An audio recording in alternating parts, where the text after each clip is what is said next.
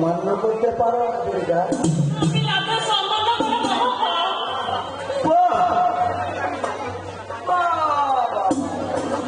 সত্যি তুমি বুদ্ধিমতী। লজ্জা কিসে? তুমি তো আমার আদেশ তালে শোনো।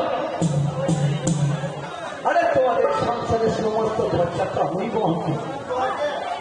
তাই দিনকালে যে অবস্থা, তাই যদি আমার সংসারে বসে বসে অন্য ধ্বংস করে তাহলে তো রাজার ভান্ডারও খালি হয়ে যাবে। বাবা তো টিউশনি করে মাসে মাসে কিছু দেয়, আর বসে খাবার মতো আমি আর আমার বন্ধু দাদা অনেক বসে বসে দিল আমার মতো আমি আর সমর্থ নেই। আমার বন্ধু কি করবে? আরে ভিক্ষা করে তো নিজের পেটটাও ভরাতে পারে। এই কথা তুমি বলতে পারলে বেশ, আমি না খেয়ে সেই খাবার আমি করতে পারবো, তখন দাদা তুমি ভিক্ষা করতে দেবে। No, no, darling, no. ওই অথর্ব প্রমোদের ভিক্ষা করা ছাড়ার কোনো উপায় নেই। শুনো লক্ষ্মী, আমার কাছে এসে আরে আজ যখন তোমার দাদা দুপুর বেলায় ভাত খেতে আসবে, তখন তাকে ভাতের বদলে কি দেবে জানো? কি দেবে?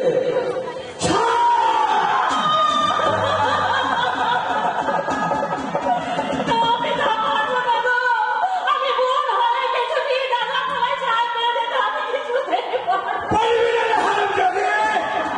পাপ করতে যেতে হবে, হবে, হবে, লাগাতে বাধা হবে। যদি না পারিস, আর সেদিনের মতো মারে খাওয়ার জন্য প্রস্তুত থাকিস। মনে রাখিস, আমি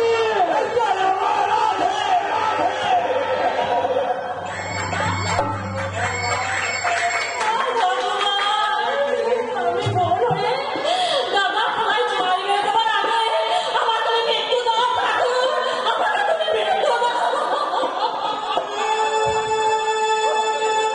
পারতে যেতে তো হবে মা। আরে স্বামী রাতে সামান্য করাতে মহাপাপ।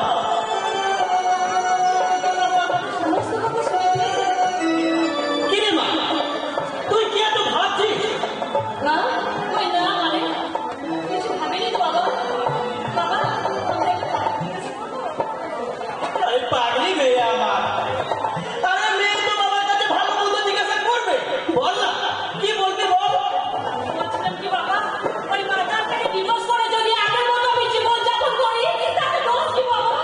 না না না, আমি তো ইচ্ছের কথা শুনতো, কিন্তু কিন্তু মা সব মারাবি যাচ্ছে আমি সত্য নই রে মা।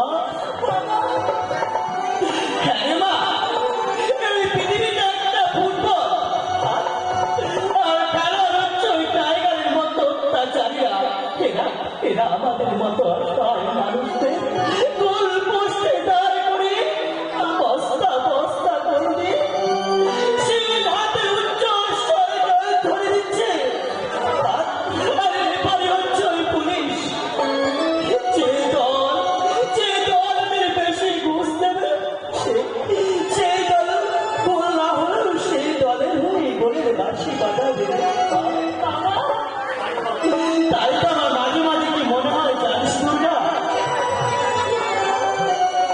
এই পাপ পৃথিবী ধ্বংস হয়ে যায়, সৃষ্টি হোক তার নতুন পৃথিবী। মানুষের দুঃখের অবসর কোনোদিনই বুঝবে না বাবা, এবং জন্ম হওয়ার আগে বিধাতা পুরুষদের কপালে লিখে দিচ্ছে দুঃখ, কষ্ট, বেদনা।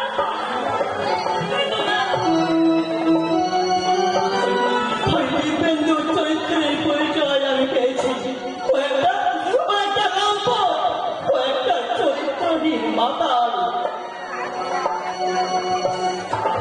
ও একটা লম্পটের হাতে কন্যা সম্প্রদান করে কি মহাপাপ আমি করেছি।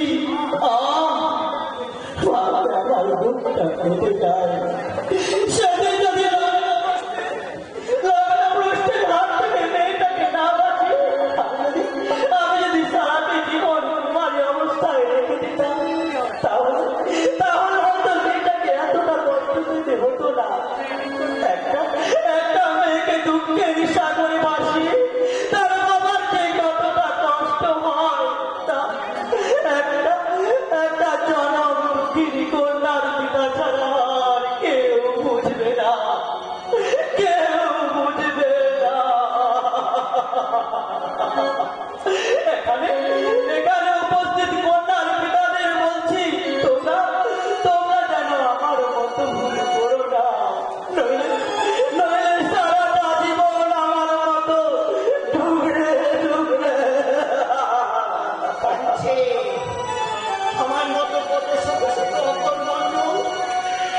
কাঁদছে, আর ওই অন্ধকার অবস্থার দিন ঘুরছে।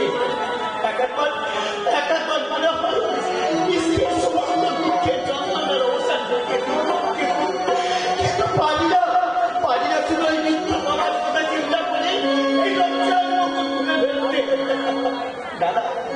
না, আর দেরি নয়, এখনই আমাকে যে কোনো একটা চাকরির সামনে রেখে হবে। দুর্গা তুই তাড়াতাড়ি আমাকে খেতে দে বোন, আমার যে খুব খিদে পেয়েছে। আর যে কোনো একটা চাকরির সন্ধান দিলে আমাকে বেরোতে হবে রে বোন। উজ্জ্বলের সঙ্গে দুর্গার বিয়ে করে আমার নিশ্চয়ই একটা চাকরির সংস্থান হলো। ভাগ্য সবই আমার ভাগ্য।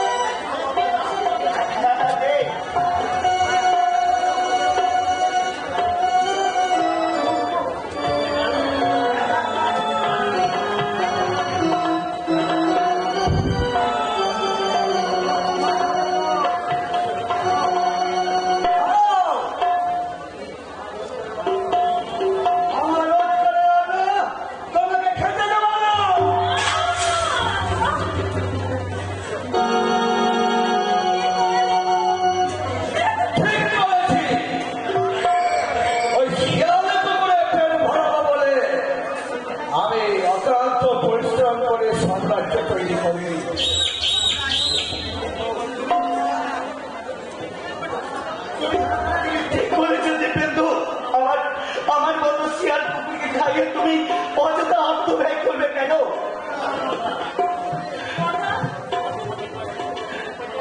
আরে ভগ্নিপতির পয়সায় তো এবার যাও না, নিজে ইনকাম করে নিজের চিন্তান্ত তো ভরা। দেখবে উপার্জন করতে কত কষ্ট লাগে। আমার যদি সেই সামর্থ্য থাকতো তাহলে আজকে তোমার এই অপমানের বিরুদ্ধে সহ্য করতাম না। তাহলে কি করতে? একবার টাকা দেখতো তোমার ওই অভদ্র মুখটাকে ছুঁড়ে মেরে বলতাম, এতদিন আমি তোর বাপের পয়সায় জেলার করতেছি, তার সমস্ত পাল্টা ঘন্টা ঢুকে নিয়ে এই মুখকে দিয়ে আমার বাড়ি করে বেরিয়েছিলাম, এই মুখকে দিয়ে আমার বাড়ি করে তাই বুঝি?